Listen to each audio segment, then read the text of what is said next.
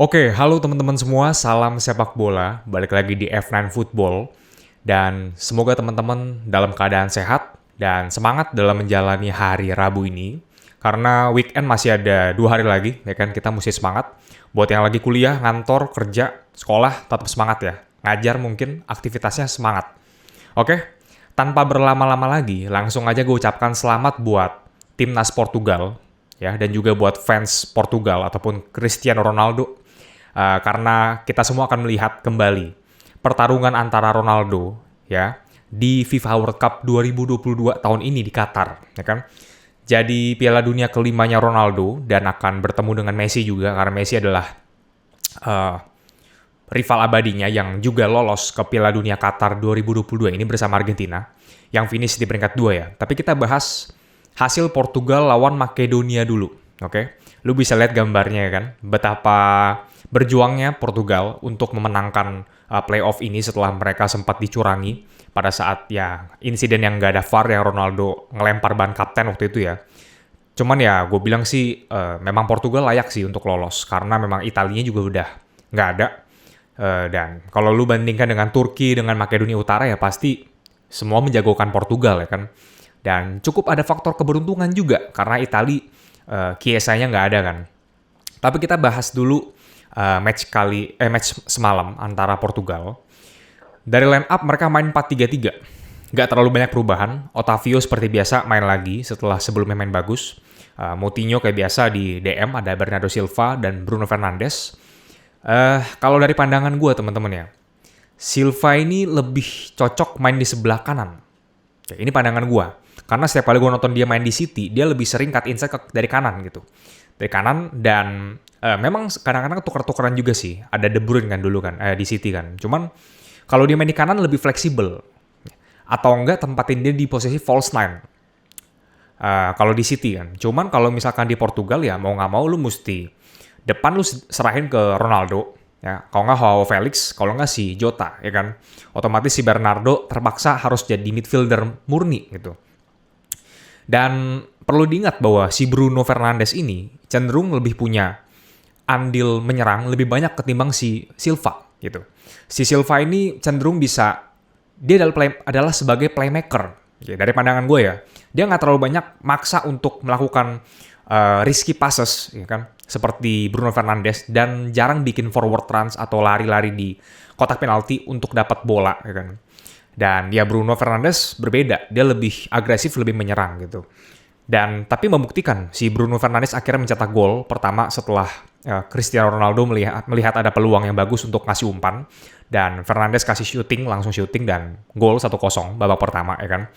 Di babak pertama ini Portugal juga ngelepasin 11 tembakan ya kan.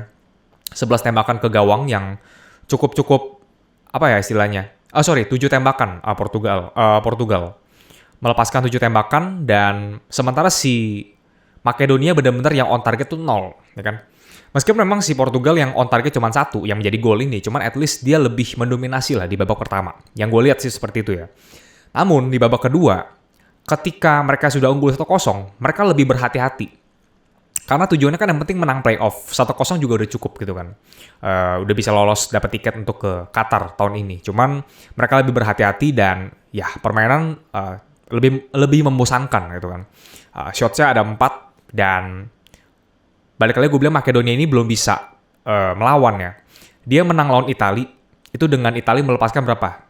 20-30 shots total kan. Dan dia berhasil memblok 16 pada saat lawan Itali. Cuman di match lawan Portugal ini ya nggak ada peluang emas yang berbahaya yang mengancam gawangnya si Diogo Costa ya kan, kipernya Portugal. Cuman gue bilang ya Portugal lolos bukan berarti Portugal akan bisa jadi kandidat kuat untuk memenangkan Piala Dunia. Apalagi kalau drawing grupnya dapat grup neraka, belum tentu ya kan. Jadi nggak usah terlalu berharap dulu kita semua, ya kan. Meskipun gue bukan fans Portugal, cuman gue harus netral menilainya, ya kan. Dan gol kedua dicetak oleh Bruno lagi.